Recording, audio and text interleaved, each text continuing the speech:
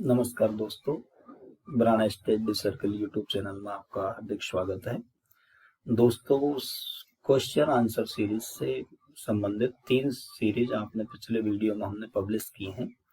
काफी मेहनत से हम इन महत्वपूर्ण एग्जाम की दृष्टि से बहुत ही महत्वपूर्ण प्रश्नों का संकलन करते हैं, तो आपका लाइक, शेयर और आपके व्यूज हमें अप्रिशिएट करते हैं। तो कृपया करके यदि आप हमारे चैनल पर नए हैं तो चैनल को सब्सक्राइब करें, वीडियो को ज्यादा से ज्यादा लाइक और शेयर करें। तो इस सीरीज में दोस्तों संविधान से संबंधित महत्वपूर्ण प्रश्न है और पहला क्वेश्चन है, भारत के प्रत्येक नागरिक का कर्तव्य होगा कि प्राकृतिक पर्यावरण का संरक्षण एवं सुधार उपरोक्त कथन भारतीय संविधान के किस अनुच्छेद में संदर्भित है?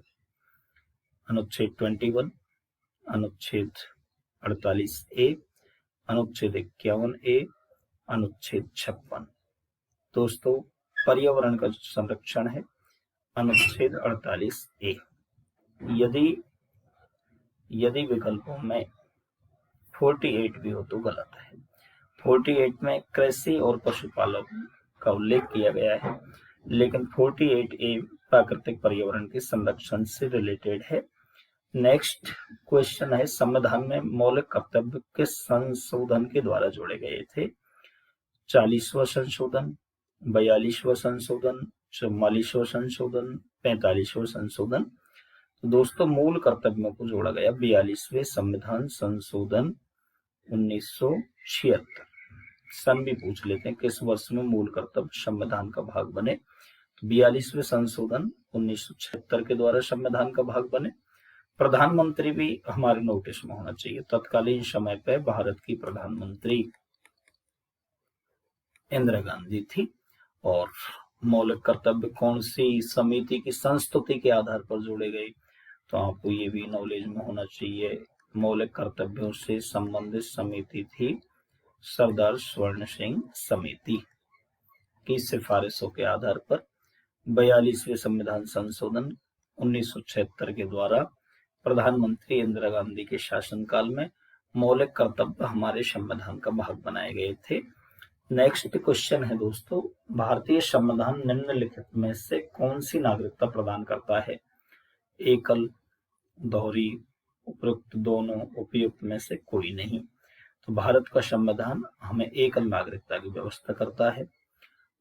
अमेरिका एक ऐसा देश है, वहां के नागरिकों को दोहरी नागरिकता प्राप्त है, लेकिन हमारा संविधान हम सब नागरिकों को एकल नागरिकता का प्रावधान करता है। मतलब हमें राष्ट्र की नागरिकता प्राप्त होती है, स्टेट की नागरिकता हमें प्राप्त नहीं होती है।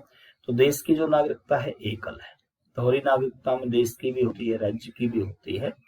नेक्स्ट क्वेश्चन है दोस्तों, भारत के संविधान के किसी अनुच्छेद में मौलिक कर्तव्यों की चर्चा की गई है? 51A, 50A, 49A, 52A। तो मौलिक कर्तव्यों का जो उल्लेख किया गया है अनुच्छेद 51A में किया गया है। भाग भी पूछ लें तो मौलिक कर्तव्य भाग 4 के अंग्रेजी में लिखें तो A, और अनुच्छेद पूछे तो अनुच्छेद 51A में इनका जिक्र किया गया है। भारत के संविधान का भाग 3 संबद्ध है नीति निर्देशक तत्वों से, मूल कर्तव्यों से, मूल अधिकारों से, नागरिकता से।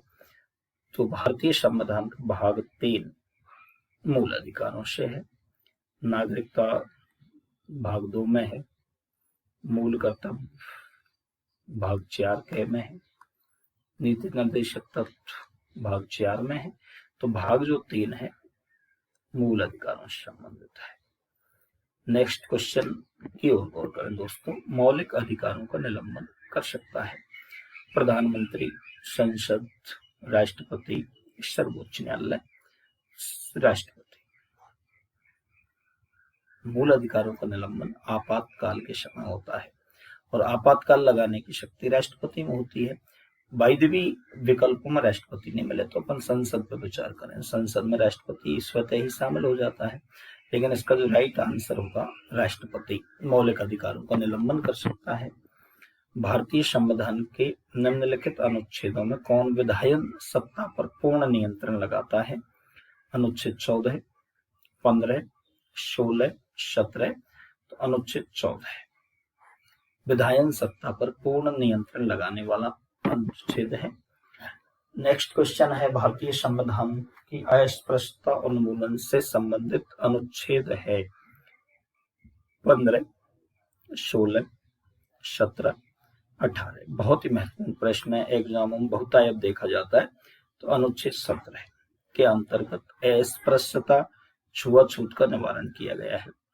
15 में जाति लिंग के आधार पर समानता है, 16 में लोक नियोजन में समान अवसर है, 18 में प्रीवी पर्ष उपाधियों का अंत किया गया है।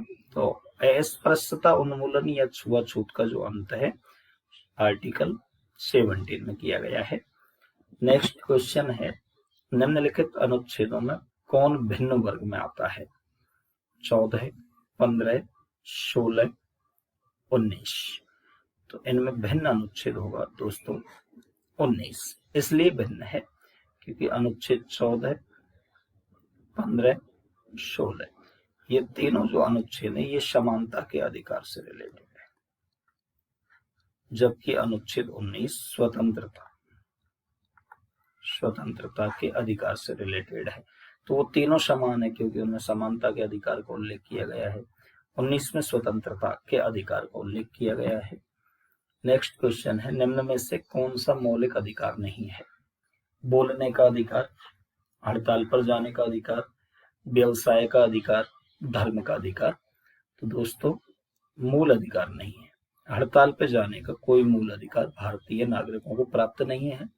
बोलने का अधिकार है अनुच्छेद 19 में, व्यवसाय का अधिकार है 19 में, 25 से 28 तक धार्मिक स्वतंत्रता है, लेकिन हड़ताल पर जाने का कोई मूल अधिकार हम भारतीय नागरिकों को प्राप्त नहीं है।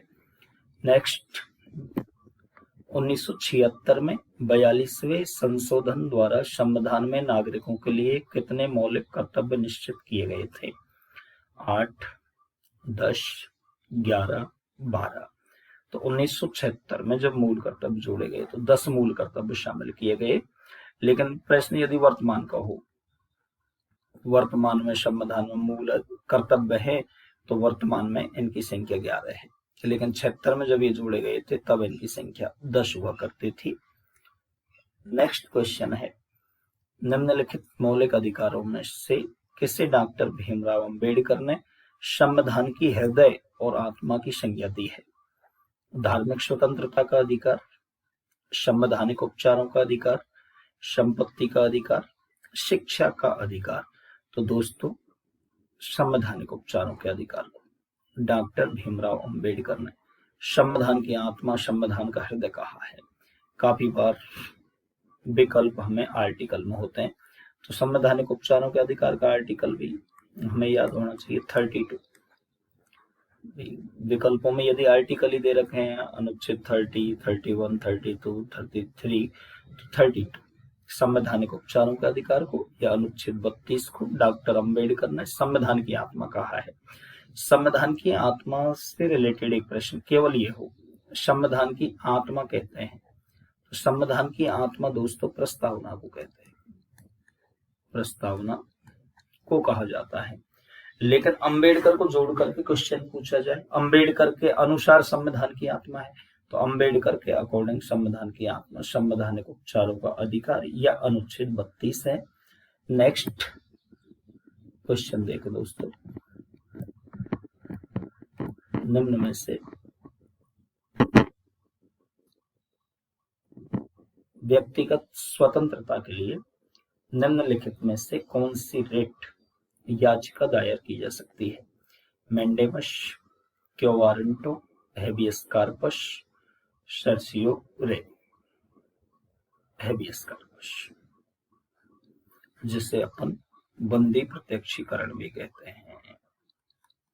व्यक्तिगत स्वतंत्रता के लिए बंदी प्रत्यक्षीकरण हिंदी में बोले तो अंग्रेजी शब्द है हेबियस कार्पस, इसको जारी किया जाता है। नेक्स्ट क्वेश्चन है, निम्नोक्त समादेशों में से कौन सा समादेश किसी अवैध व्यक्ति से सरकारी पद को बचाने के लिए जारी किया जाता है? उत्प्रेषण, परमादेश, निषेधाज्ञा, अधिकार रक्षा। तो इनमें से दोस्तों अवैध व्यक्ति से सरकारी पद को बचाने के लिए अधिकार रक्षा नामक समादेश जारी किया जाता है। इस रिट के द्वारा न्यायालय उस व्यक्ति से ये पूछ सकता है, उस अयोग्य व्यक्ति से ये पूछ सकता है कि आप किस अधिकार से इस पद पर आसीन हो। नेक्स्ट, कौन मूल अधिकारों के अंतर्गत नहीं आता है? स्वतंत्रता का अधिकार, समानता का अधिकार, संपत्ति का अधिकार, शोषण के विरुद्ध अधिकार। तो दोस्तों, संपत्ति का अधिकार वर्तमान में मूल अधिकार नहीं है, क्योंकि इसको 44वें संविधान संशोधन 1978 के द्वारा प्रधानमंत्री थे उस टाइम पर मोरारजी देसाई के शासनकाल में इसे हटा दिया गया। पहले ये था, लेकिन वर्तमान में ये मूल अधिकारों के अंतर्गत नहीं आता है। नेक्स्ट क्वेश्चन है, निम्नलिखित में से कौन सा मौलिक कर्तव्य नहीं है?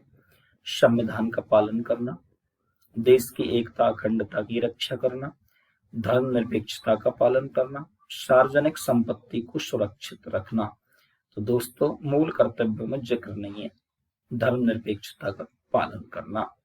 नेक्स्ट क्वेश्चन है, संपत्ति का अधिकार एक मौलिक अधिकार है, नैसर्गिक अधिकार है, वैधानिक अधिकार है, कानूनी अधिकार है।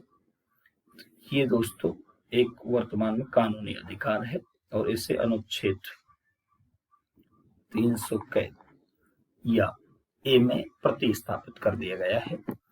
मत देने का अधिकार होता है, राजनीतिक अधिकार, नागरिक अधिकार, आर्थिक अधिकार, कानूनी अधिकार।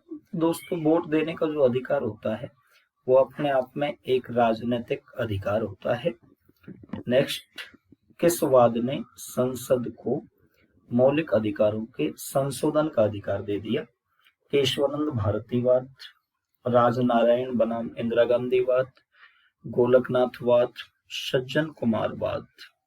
तो ये फाइनली रूप से केशवानंद भारती बनाम केरल राज्यवाद 1973 के द्वारा संसद को यह अधिकार मिल गया है कि मौलिक अधिकारों में किसी भी प्रकार का संशोधन कर सकती है। गोलकनाथवाद था, इसमें तो सर्वोच्च न्यायालय ने मना कर दिया था, लेकिन फाइनली रूप से केशवानंद भारती बनाम केरल राज्यवाद 1973 में यह स्पष्ट कर दिया गया, संसद मूल अधिकारों में किसी भी प्रकार का संशोधन कर सकती है।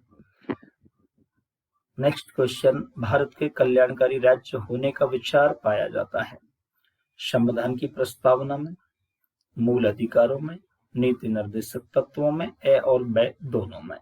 नीति निर्देशक तत्वों में राज्य की लोक कल्याणकारी भावना को प्रकट किया गया है।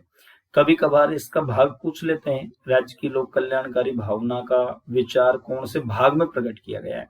तो नीति निर्देशक तत्वों में प्रकट किया गया है, तो इनका जो भाग होगा वो 4 होगा। नेक्स्ट क्वेश्चन है, डॉक्टर भीमराव अंबेडकर ने भारतीय संविधान के किस भाग को सर्वाधिक आलोकित भाग कहा है? भाग 1, भाग 2, भाग 3, भाग 4। तो अंबेडकर के अकॉर्डिंग संविधान का सबसे आलोकित जो भाग है मूल अधिकारों वाला भाग है, और मूल अधिकारों का जो जिक्र किया गया है वो भाग 3 में किया गया है। नेक्स्ट क्वेश्चन है, वर्तमान लोकसभा में प्रत्येक राज्य के लिए स्थानों का आवंटन आधारित है 51 की जनगणना पर, 61 की जनगणना पर, 71 की जनगणना पर, 1991 की जनगणना पर। तो दोस्तों, ये आवंटन 1971 की जनगणना पर आधारित है और ये 2026 तक यथावत भी रहेंगी। नेक्स्ट क्वेश्चन है, मौलिक अधिकारों में संशोधन करने में कौन सक्षम है? राष्ट्रपति, लोकसभा, सर्वोच्च न्यायालय, संसद। तो मूल अधिकारों में संशोधन करने में सक्षम चीज है संसद। मूल अधिकारों की प्रवर्तनीयता के लिए जिम्मेदार है सर्वोच्च न्यायालय, निलंबन राष्ट्रपति कर सकता है, लेकिन मूल अधिकारों में संशोधन का जो पावर दिया गया, पार्लियामेंट में दिया गया है, संसद में दिया गया है। नेक्स्ट क्वेश्चन है, भारतीय संविधान, बहुत इंपॉर्टेंट प्रश्न है, बहुत ज्यादा एग्जाम में पूछा गया है। भारतीय संविधान में राज्य के नीति निर्देशक तत्व ग्रहण किए गए हैं ब्रिटेन से, आयरलैंड से, सोवियत संघ से, फ्रांस से। ब्रिटेन से एकल नागरिकता है, आयरलैंड से नीति निर्देशक तत्वों को लिया गया है। संविधान बहुत महत्वपूर्ण प्रश्न है, तो आयरलैंड से लिया गया है। नेक्स्ट क्वेश्चन है, भारत में संविधान में अंतर्राष्ट्रीय सुरक्षा को प्रोत्साहन देना सन्निहित है। प्रस्तावना में, नीति निर्देशक तत्वों में, मौलिक कर्तव्यों में, 9वीं अनुसूची में। तो दोस्तों ये काम राज्य के नीति निर्देशक तत्वों में अंतर्राष्ट्रीय सुरक्षा को जो प्रोत्साहन दिया गया है वो अनुच्छेद 51 में दिया गया है, और 51 जो अनुच्छेद है वो नीति निर्देशक तत्वों के अंतर्गत आता है। इसलिए अपन ये माने अंतर्राष्ट्रीय सुरक्षा को प्रोत्साहन देना राज्य के नीति निर्देशक तत्वों में उल्लेखित है। तो दोस्तों वीडियो पसंद आए आप लाइक करें, ज्यादा से ज्यादा शेयर करें। कोई भी समस्या हो तो कमेंट सेक्शन में हमारे साथ शेयर करें। बहुत बहुत धन्यवाद।